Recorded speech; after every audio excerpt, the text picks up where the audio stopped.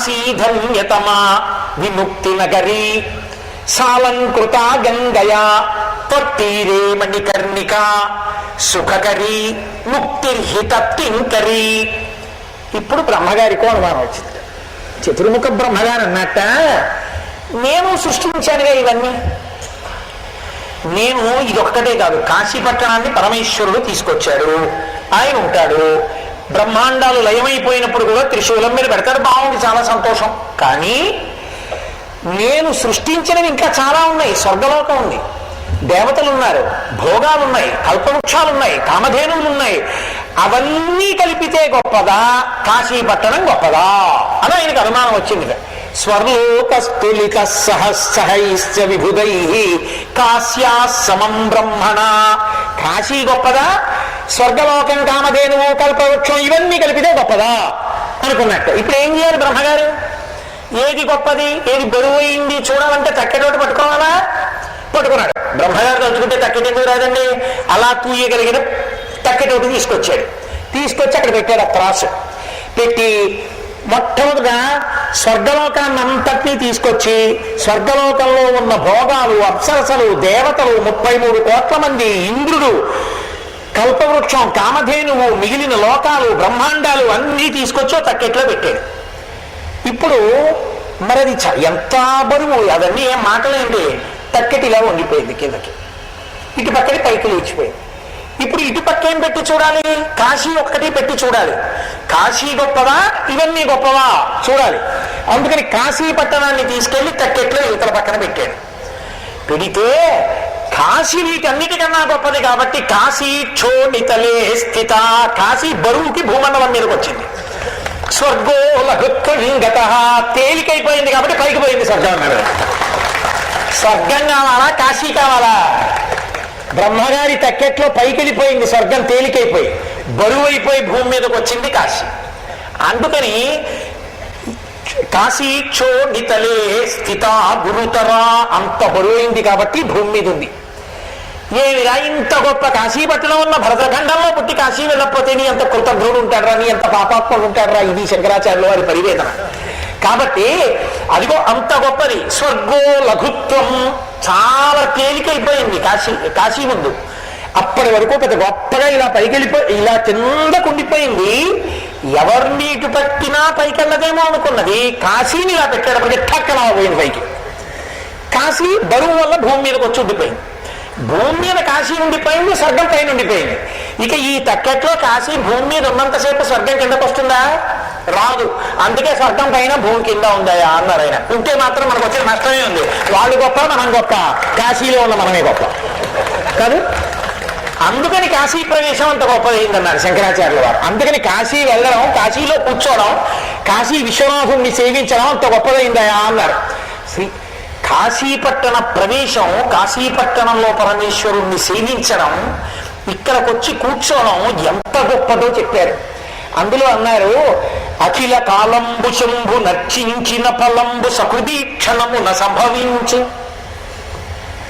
కొన్ని కోట్ల జన్మల పాటు పరమ శివభక్తితో పరమేశ్వరుణ్ణి మహన్యాసపూర్వక రుద్రాభిషేకంతో షట్కాలములయందు అభిషేకం చేసి మారేడు దళాలతో పూజ చేసినటువంటి వాడు పొందినటువంటి ఫలితం గొప్పదా? అలా వెళ్ళిపోతూ ఇలా చూడకుండా విశ్వనాథలింగాన్ని ఓసారి ఇలా చూసి అలా వెళ్ళిపోయిన వాడు గొప్పవాడా అంటే, ఇలా చూసి అలా వెళ్ళిపోయిన వాడే గొప్పవాడు. ఆ పుణ్యం ఈ పుణ్యానికి సరిపోదు. సకృత్ ఒక్కసారి, సకృన్నత్వానత్వా అంటారు సౌందర్యలహరిలో శంకరులు. సకృదీక్షణమున సంభవించు. ఒక్కసారి విశ్వనాథలింగం వంక ఇలా చూశాడా, వాడు కొన్ని కోట్ల జన్మల శివాభిషేకం పూజ చేసినటువంటి ఫలితం కన్నా గొప్ప ఫలితాన్ని పొందేస్తున్నాడు. అది కాశీపట్టణం యొక్క వైభవం. కాబట్టి అఖిల కాలంబు శంభు నర్చించిన ఫలంబు సకృదీక్షణమున సంభవించు. ఒక్కసారి చూస్తే వస్తాను. అలాగే ఇక్కడికి వచ్చినటువంటి వాళ్ళు భవ సహస్రముల చేసిన పుణ్యంబు కంటెను ఒక్క ప్రదక్షిణమునకు ఉపమ కాదు. కొన్ని కోట్ల జన్మలలో చేసినటువంటి పుణ్యమంతా తీసుకొచ్చి ఓ పక్కన విశ్వనాథుడి శివలింగం చుట్టూ ఇలా తిరిగినటువంటి పుణ్యం ఓ పక్కన పెడితే ఏది గొప్పది అంటే అలా పోల్చద్దు. అసలు ఉపమ కాదు. ఈ ప్రదక్షిణానికి కొన్ని కోట్ల జన్మల పుణ్యానికి పోలిక లేదు. అలా పోల్చవద్దు, సరిపోదు. కాశీలో విశ్వనాథలింగం చుట్టూ తెలిసో తెలియకో తిరగడం అంత గొప్పది కాబట్టి అలా పోల్చద్దు అసలు అన్నారు. అసలు పోల్చడానికే పనికి రాకపోతే కోట్ల జన్మల పుణ్యం విశ్వనాథలింగం చుట్టూ తిరగడం ఇంకా ఎంత గొప్పదై ఉండాలి. కాశీ పట్టణంలో ఆ శివాలయం చుట్టూ, విశ్వనాథ మందిరం చుట్టూ తిరగడం, ఆయన శివలింగం చుట్టూ ప్రదక్షిణం చేయడం, హాయిగా ఎక్కడ పడితే అక్కడ ప్రత్యేకించి మఠాల్లో కూడా సమాన స్థాయి దీపం పెట్టడం, ఇక్కడికొచ్చి కూర్చుని మంచి మాటలు మాట్లాడుకోవడం, భగవత్కథ శ్రవణం చేయడం ఎంత గొప్పవి. కాబట్టి అది ఆ భవ సహస్రముల చేసిన పుణ్యఫలంబు ఒక్క ప్రదక్షిణమునకు ఉపమ కాదు. ఒక ప్రదక్షిణంతో సమానం కానే కాదు. పుష్ప సమర్పణమును పోలునే షోడశ మహాదానములు కాండముల కూడి.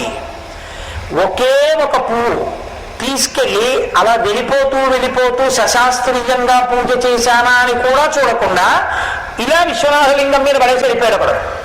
ఇప్పుడు వాణి పుణ్యం గొప్పదా, లేకపోతే 16 రకములైనటువంటి దానములను యథావిధిగా భూదానం, హిరణ్యదానం ఇవన్నీ చేసిన వాడు గొప్పవాడా అంటే కాశీ విశ్వేశ్వరలింగం మీద ఒక పువ్వు వేసిన వాడు అంత గొప్పవాడు. ఒక్క పువ్వు విసిరినవాడు, భక్తితోనో భక్తి లేకనో వెళ్ళి వేశాడు. దీని ముందు షోడశ మహాదానములు కాండములతో కూడి సరిపోన్నారు, చాలవు. అంత గొప్ప ఫలితం కేవలము ఇలా ఇచ్చేస్తారు. తలకూడు అశ్వమేధ బలంబు పంచామృత స్నాన విశేషము ఆచరింప. విధి విధానంగా ఎలా చేయాలో అలా చక్కగా రుద్రాధ్యాయం స్వరంతో చదువుతుంటే పంచామృతములను ఎవరైనా విశ్వనాథుడికి అభిషేకం చేస్తే అటువంటి వాడికి కొన్ని అశ్వమేధయాగములు చేసినటువంటి ఫలితాన్ని వాడి ఖాతాలో వేసేస్తారు. అంత గొప్ప శక్తి కలిగినటువంటిది కాశీపట్టణం, అంత గొప్ప శక్తి కలిగినది విశ్వనాథ దర్శనం. కాబట్టి వాజపేయ సహస్ర ప్రవర్తనముల కల ఫలమమ్ము నైవేద్య కల్పనమున. విశ్వనాథుడి దగ్గరికే వెళ్ళక్కర్లేదు. ఇక్కడ మనం అన్నం తినేటప్పుడు ఇది విశ్వనాథులకు చెందుగాక గంగా నది ఎందు కలిపారు, నైవేద్యం పెట్టి తిన్నారు అంతే. ఆ ఫలితం దేనికి వేస్తారంటే కొన్ని కోట్ల వాజపేయి యాగములు చేసినటువంటి వాడికి వచ్చేటటువంటి ఫలంతో సమానమైన ఫలితాన్ని ఇక్కడ ఈశ్వరుడికి సమర్పణం చేసి తిన్నవాడికి ఇస్తారు. కాబట్టి అందుకని కాశీపట్టణం అంత గొప్పది. కాశీ వెళ్ళామన్న మాటకి అంత శక్తి రావడానికి కారణం అదే. కాబట్టి వాజపేయ సహస్ర ప్రవర్తనముల వలన కలుగు ఫలమందు నైవేద్య కల్పనమున. ఇటువంటి కాశీపట్టణం ఉందే, ఇది అత్యద్భుతమయ్యా. ఇటువంటి పట్టణానికి వచ్చి మహానుభావ దీన్ని ఇది అంత ఈ చిత్తగించి బాగా తెలుసుకుని ఈ విషయాలన్నీ నువ్వు విశ్వనాథు అభవు కాశికానాథు సేవించి తరించు సంయమేంద్ర. సుబ్రహ్మణ్యేశ్వర స్వామి వారు అగస్త్య మహర్షితో చెప్పినటువంటి మాట. అందుకని సంయమేంద్ర అంటారు. ఆ కాశికాపట్టణానికి వెళ్ళి కాశికాపట్టణంలో ఉండి ఒక్క నైవేద్యం పెట్టినా, ఒక్క పువ్వు వేసినా, అభిషేకం చేసినా అంత గొప్ప ఫలితాన్ని పరమేశ్వరుడు ఇక్కడ కృప చెయ్యగలడు. అంత గొప్ప పట్టణము కాశికాపట్టణము. అందుకే కాశీయాత్ర విషయంలో ఒక గొప్పతనం చెప్తారు. కాశీయాత్ర చేసేటప్పుడు ఎవరైనా ఒక వృద్ధుడి చెయ్యి పట్టుకున్నా, కాశీయాత్ర చేసేటప్పుడు ఎవరికైనా అన్నం తినేటప్పుడు ఆకలితో ఉన్న వాళ్ళకి వడ్డించిన, కాశీయాత్రలో యువతల వారి సదుపాయం కోసం తన సౌఖ్యాన్ని త్యాగం చేసిన, కాశీపట్టణానికి వచ్చి గొడుగులు కానీ, వస్త్రద్వయాన్ని కానీ, చందనాన్ని కానీ ఇటువంటివి సమర్పణం చేసిన, దానం చేసిన అసలు దానితో తుల్యమైనటువంటి ఫలాన్ని చెప్పడం సాధ్యం కాదు. కాశికాపట్టణానికి వచ్చి ఇంద్రియ లౌల్యంతో ప్రవర్తించేవాడు, క్రోధమునకు వశుడయ్యేవాడు, ఇక్కడికొచ్చి సుఖాన్ని భోగాన్ని కోరుకునేవాడు, పదార్థాలలో రుచి కోసం వెంపర్లాడేవాడు. అందుకే మీతో నేను పొద్దున్న మనవి చేశా, బాగుందా అని అడక్కండి. కొద్దిగా రుచి అటు ఇటు ఉన్న కాశికాపట్టణంలో దాని గురించి వెంపర్లాడకండి అని మీతో నేను పలహారాలు జరుగుతున్నప్పుడు అనడానికి కారణం అదే. ఇక్కడ వ్యాసులంతటి వాడిని పరమేశ్వరుడు అంగీకరించాలి అలా వెంపర్లాడితే.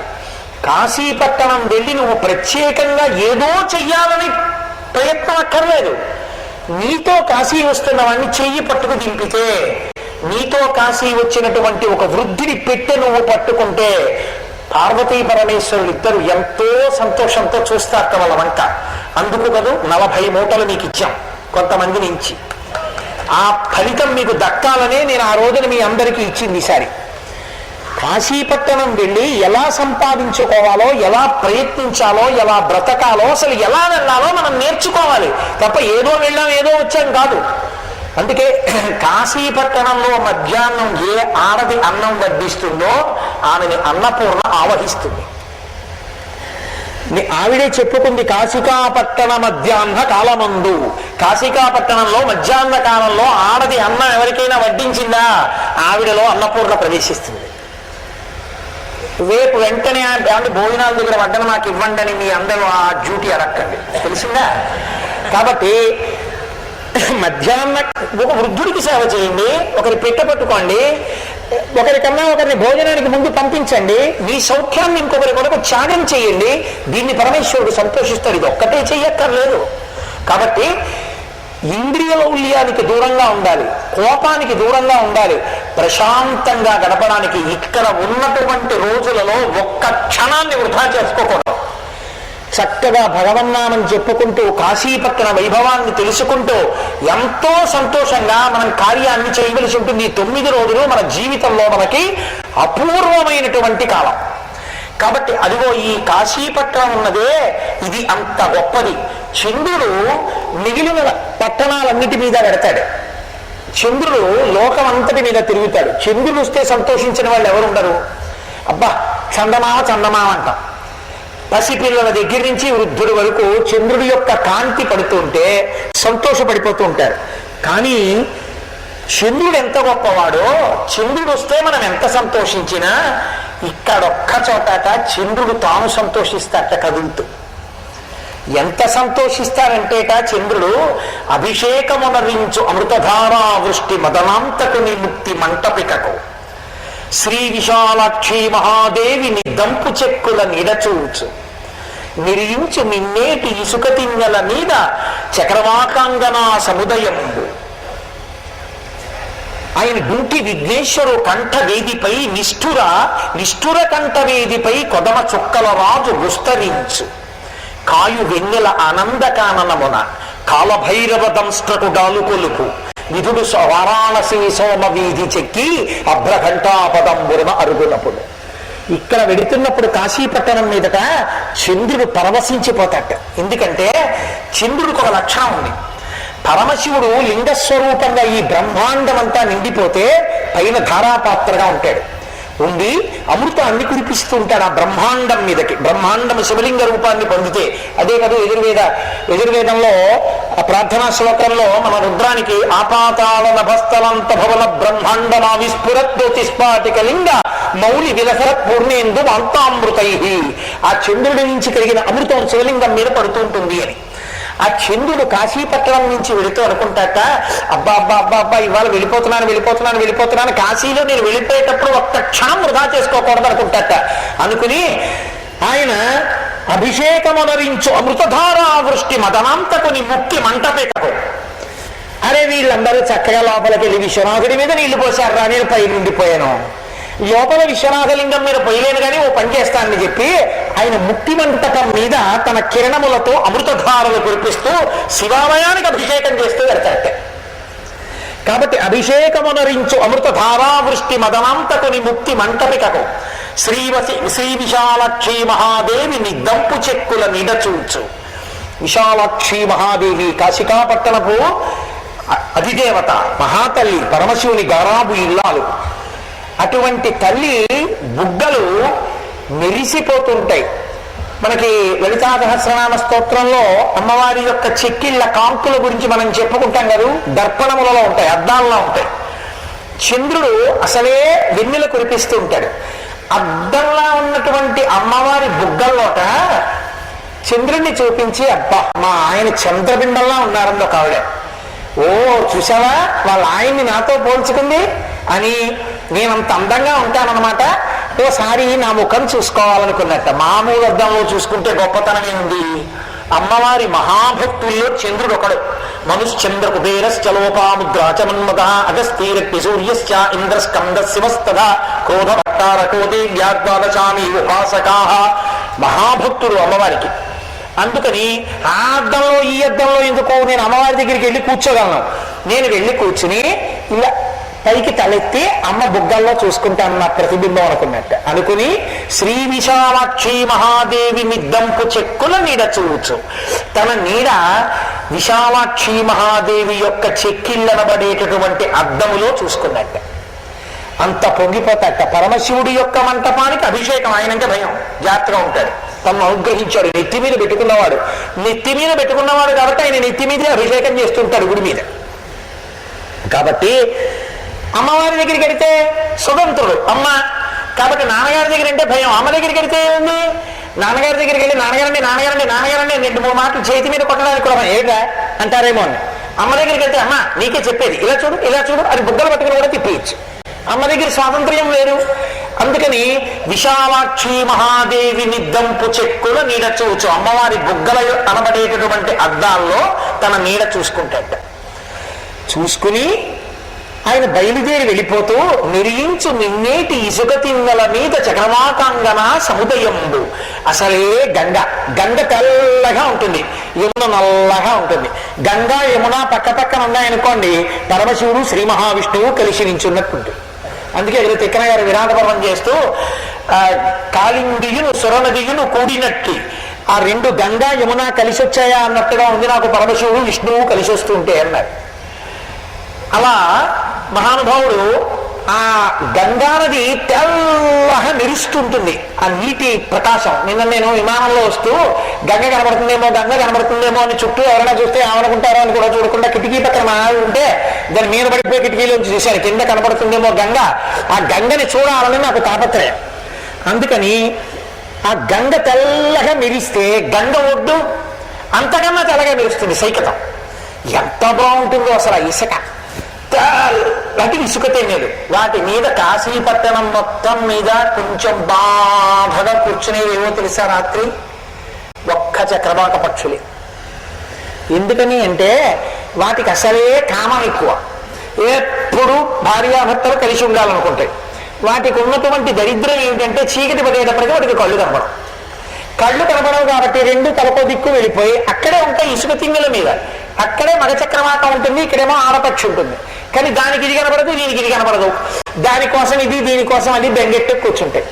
వీటి బెంగ ఎప్పుడు తీరుతుందంటే సూర్యకిరణాలు పడతాయి. అందుకే తిక్కనగా మహాభారతం చేస్తూ నీరజాకరములు నిష్టయై చేసిన భవ్య తపంబు ఫలమనంగా జనసముఖాకి నందిత చక్రయుగ్మకంబుల ఎరురావంపు భ్రువనంగా హరిహర బ్రహ్మ మహానుభావంబులు ఒక్కటింగాగ గరగిన గట్టియనగా అతుల వేదత్రయలతికాచయము పెనుగొందం పుట్టెడు మూల కందమనగా అఖిల జగముల కంజరయగుచు జన సమాజ కరపుట హృదయ సరోజములకు బుగుల నంబును జుంభరంబున నచ్చి భావబింబంబు పూర్వాద్రిపై విలింగే అన్నారు. ఆ చక్రవాక పక్షుల యొక్క బెంగ తీరిపోతుంది ఆ సూర్య భగవానుడు వచ్చేటప్పటికి. చంద్రుడు వచ్చేటప్పటికి వాటికి బెంగ వస్తుంది. అవి తిట్టుకుంటే అయితే దిక్కుమాల చంద్రుడు వచ్చాడు, మనకేమో ప్రియుడు కనపట్టం లేదు అని ప్రియురాలు కనపట్టం లేదని ప్రియుడు ఏడుస్తూ అటు ఇటు వెళితే ఎక్కడ వెళ్ళిపోతామో దారి తప్పిపోయిన అలా కూర్చుని ఉంటాయి. ఆయన వెళ్ళిపోతూ ఓసారి ఆ తెల్లటి ఇసుక తిన్నెల మీద కూర్చున్న చక్రవాక పక్షుల్ని చూసి నన్ను తిట్టకండి, నాలో ఏముంది, నా తప్పు కాదు, నేను జిల్లేరాకు మీద పడితే రాలిపోతుంది, ఇంకో చెట్టు మీద పడితే వృద్ధి చెందుతుంది, నాదా తప్పు అని. చెట్టు యొక్క తప్పు మీ ఉపాధికి ఉన్న దోషం, నేను వస్తే మీకు కనబడదు, మీ కర్మ, నేనేం చేయను. మిమ్మల్ని బాధ పెట్టాలనుకుంటానా? లోకమంతా చూడండి, నేను వస్తే సంతోషిస్తారు. పిల్లల్ని కూడా చందమావరా అదే, జాబిల్లిరా అదే అని అన్నం పెడతారు. మిమ్మల్ని ఎందుకు బాధ పెడతాను?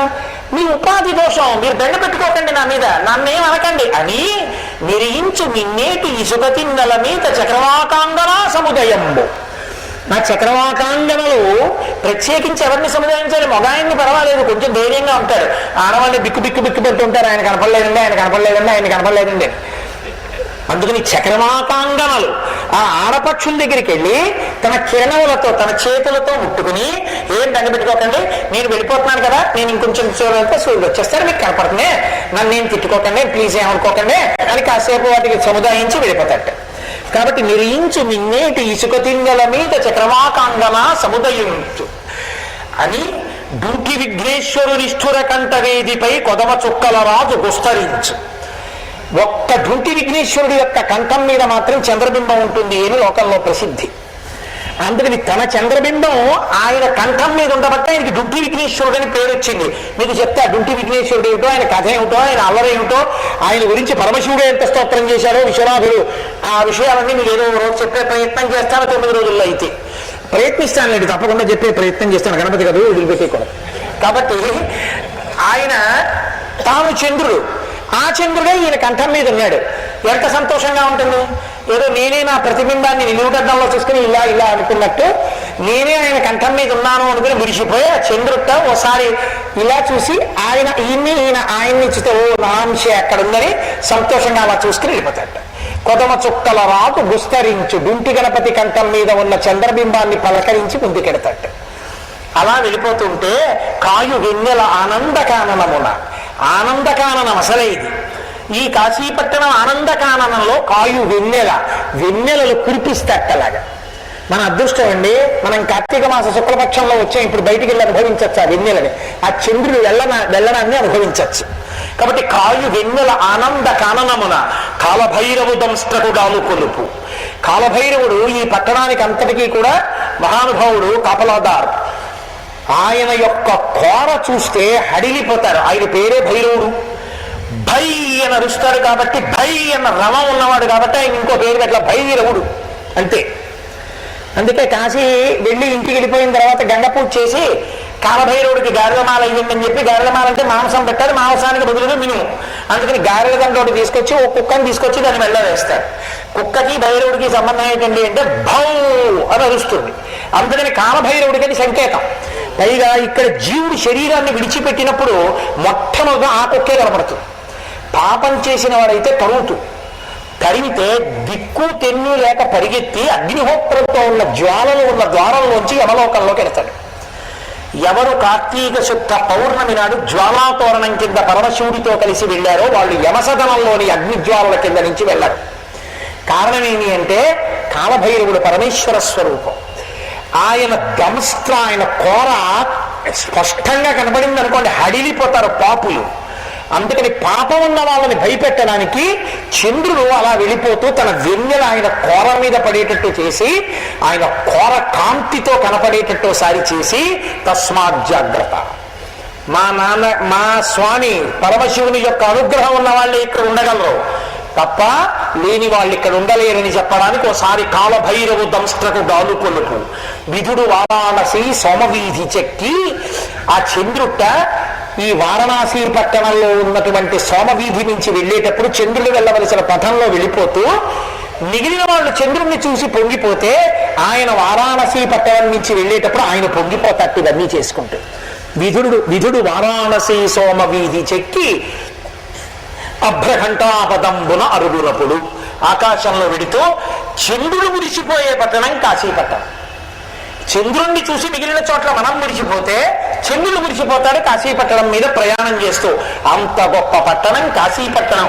కాశీపట్టణంలో విశ్వనాథలింగం ఎంత గొప్పదో అంత గొప్ప లింగం మళ్ళీ స్మరణ చేత మోక్షముని ఇవ్వగలిగినటువంటి లింగం కేదారేశ్వర లింగం.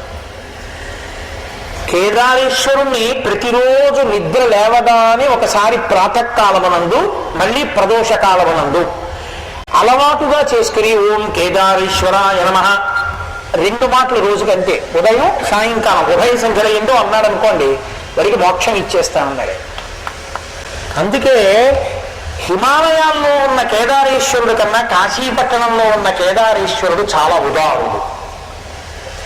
పైగా అక్కడే గౌరీ కుండ ఉంది. కేదారేశ్వరుడి యొక్క దర్శనానికి ఒక నియమం ఉంది.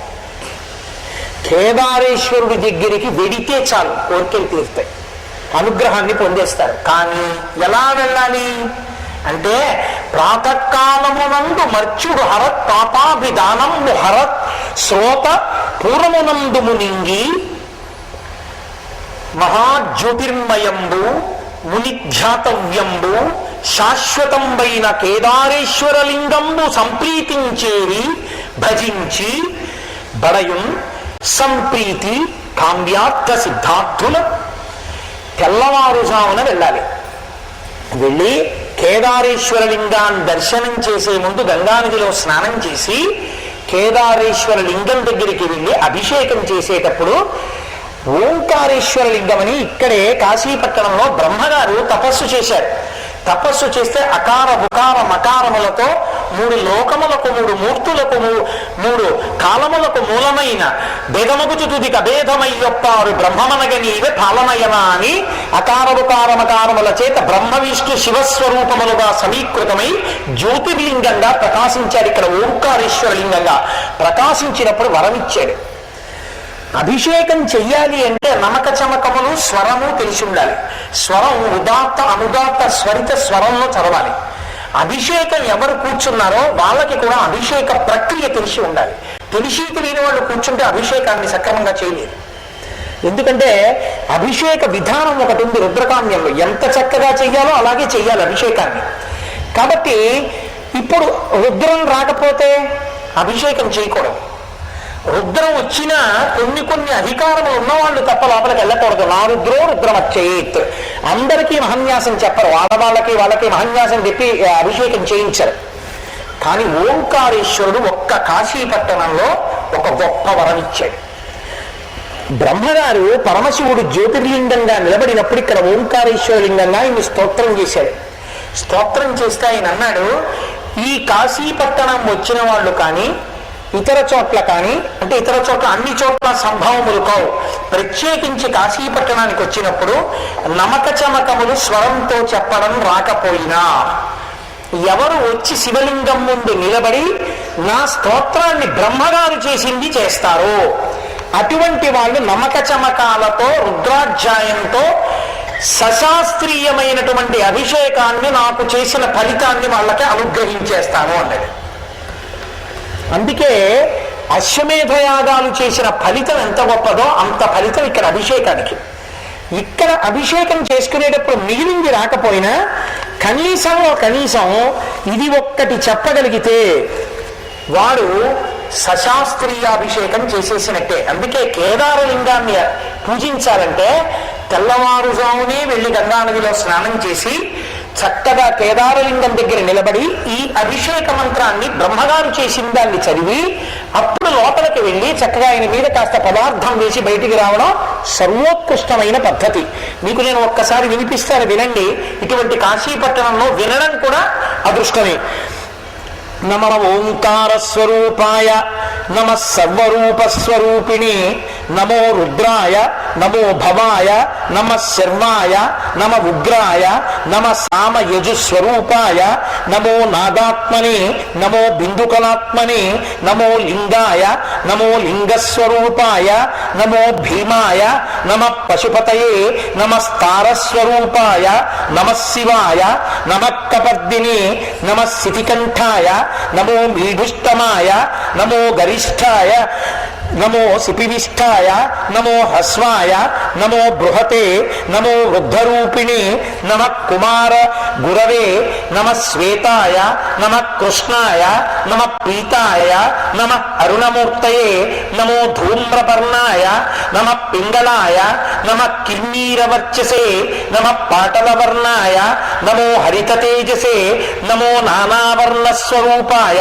నమో వర్ణపతయే నమ స్వరరూపాయ నమో వ్యంజన రూపిణి నమ ఉదాత్తానుదాత్త స్వరిత రూపాయ నమో హ్రస్వ దీర్ఘ పృత విసర్గాత్మని నమో అనుస్వార స్వరూపాయ నమ సాను నాసికాయ నమో నిరను నాసికాయ నమో దంత్యాయ నమో స్థాలవ్యాయ నమో ఓష్ట్యాయ నమ ఉరస్యాయ నమ ఉష్ణస్వరూపాయ నమో అంతస్థాయ నమ పినాకిని నమో నిషాదాయ నమో నిషాదపతయే నమస్తారాయ నమో మంద్రాయ నమో మధ్యమాయ నమో ఘోరాయ నమో ఘోరమూర్తయే నమ స్థానస్వరూపాయ నమో మూర్ఛనా స్వరూపాయ నమ స్థాయి సంచార స్వరూపాయ నమో లాస్య తాండవ జన్మనే నమ స్త్రైల్యత్రిక స్వరూపాయ నమ స్థూలాయ నమ సూక్ష్మాయ నమో అదృశ్యాయ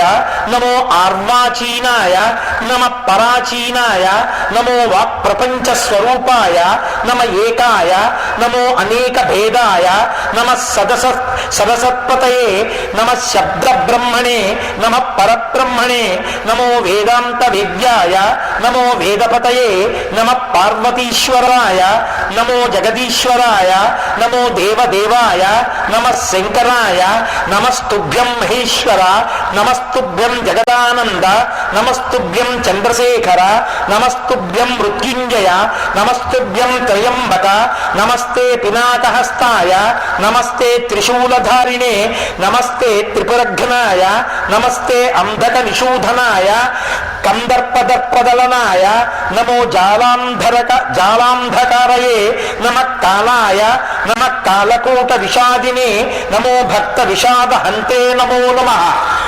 ఈ స్తోత్రాన్ని అక్కడ నిలబడి ఎవరు చేసి లోపలికి వెళ్ళి నీటి చుక్క పోస్తారో వాళ్ళు కాశీలో వచ్చి శివలింగాన్ని కేదారేశ్వరుణ్ణి సశాస్త్రీయంగా అభిషేకం చేసి వెళ్ళిన ఫలితాన్ని పొందుతారు.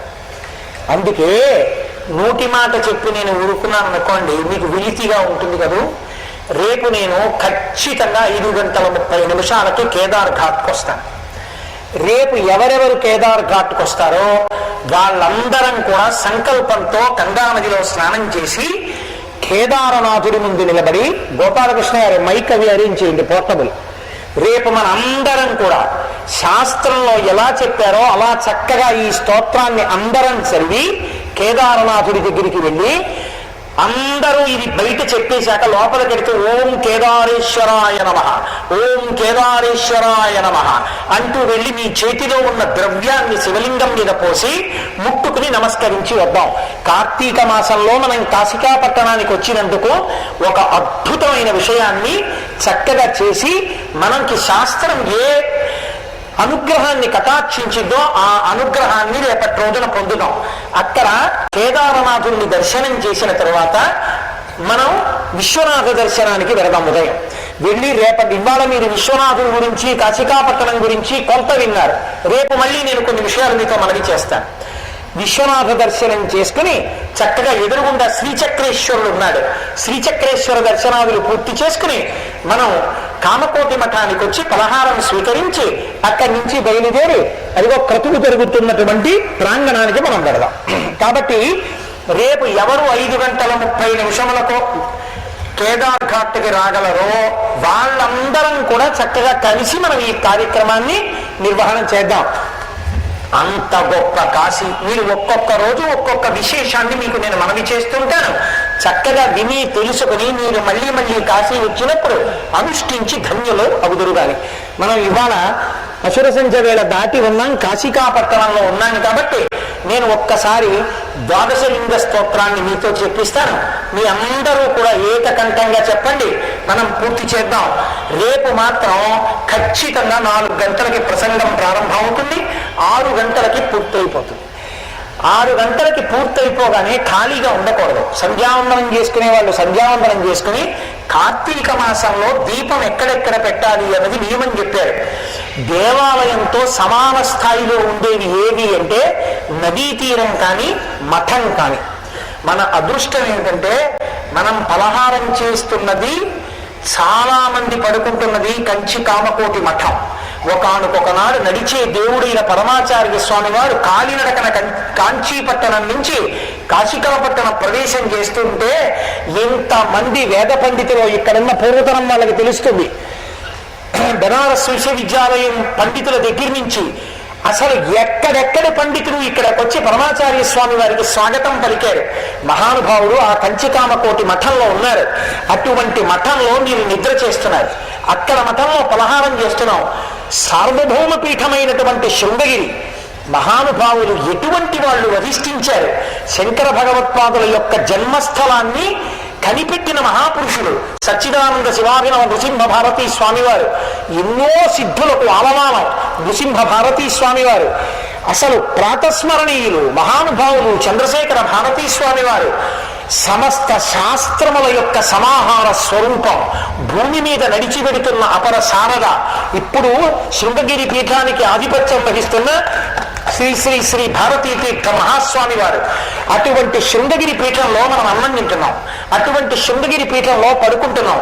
ఇటువంటి మఠాలలో ఉండి మనం కార్తీక మాసంలో ఏమి సాధించుకున్నట్టు? అందుకే రేపు 6 గంటలకి పూజ అయిపోగానే అందరికీ ప్రమిదలు, ఒత్తులు అన్ని ఏర్పాట్లు చేస్తారు.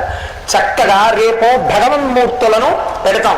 మఠంలో దీపం వెలిగిస్తే కాశీలో విశ్వనాథ దేవాలయంలో వెలిగించినట్టు. నన్ను నమ్మండి, నేను ఏది అబద్ధాలు కానీ ఒక్క తప్పుడు మాట కానీ నేను చెప్పను. రేపు మనందరం కూడా చక్కగా ద్వాదశ జ్యోతిర్లింగ స్తోత్రం చేస్తూ, భజన చేస్తూ, దీపాలు వెలిగించి 1 గంటన్నర సేపు అందరం కూర్చుని భజన చేసుకుని ఫలహారం చేసి మళ్ళీ విడుదలకు వెళదాం. ఎల్లుండికి మళ్ళీ ఒక ప్రత్యేక కార్యక్రమాన్ని మనం అభ్యున్నతిని పొందడానికి శాస్త్రం మనకు అనుగ్రహించిన వాటిని మీకు మనవి చేస్తాను. కాబట్టి ఇవాళ నా ప్రసంగాన్ని ఇక్కడితో పూర్తి చేస్తాను. కార్తీక మాసం కనుక ఒక్కసారి నేను ద్వాదశ జ్యోతిర్లింగ స్తోత్రం చెప్పిస్తాను.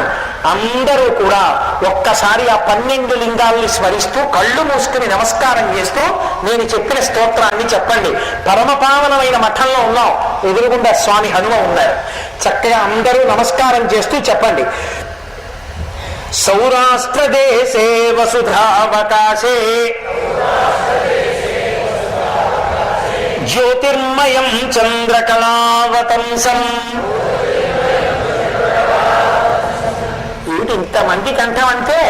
అంత నీరసంగా ఉన్నారు. భక్తి ప్రధానాయ కృతావతారం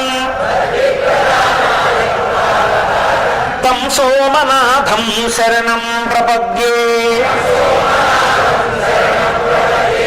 సౌరాష్ట్ర దేశంలో ఉన్న జ్యోతిర్లింగాన్ని మీరు దర్శనం చేసి కీర్తించారు.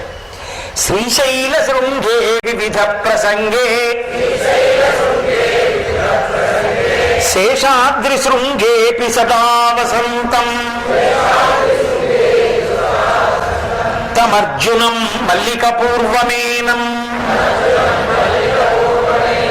నమామి సంసార సముద్ర సేతుం. శ్రీశైలంలో ఉన్న జ్యోతిర్లింగానికి మనం నమస్కారం చేశాం. అవంతికాయాం విహితావతారం ముక్తి ప్రదానాయ చ సజ్జనానాం అకాల మృత్యోః పరిరక్షణార్థం వందే మహాకాలమహం సురేశం. ఉజ్జయిన్లో మహాకాలుడికి మనం నమస్కారం చేశాం. కావేరికా నర్మదయోః పవిత్రే సమాగమే సజ్జనతారణాయ సదైవ మాంధాతృపురే వసంతం ఓంకారమీశం శివమేకమీడే. ఓంకారేశ్వరుడికి నమస్కరించాం మనం. పూర్వోత్తరే పారలికాభిధానే సదాశివం తం గిరిజాసమేతం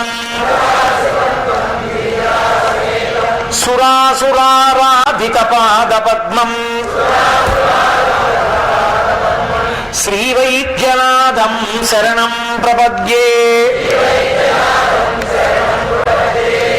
అమర్ద సంజే నగరే చ రమ్యే విభూషితాంగం వివిధైశ్చ భోగైః సద్భుక్తి ముక్తి ప్రదమీశమేకం శ్రీనాగనాథం శరణం ప్రపద్యే. మనం నాగనాథలింగానికి నమస్కరించాం. సానందమానందవనే వసంతం. ఇది మీరు గట్టిగా చెప్పాలి. ఎక్కడున్నామో అక్కడ లింగానికి నమస్కారం చేస్తున్నాం. సానందమానంద వనే వసంతం ఆనంద మహానందకందం హత పాప బృందం వారాణసీనాథమనాథనాథం శ్రీ విశ్వనాథం శరణం ప్రపద్యే.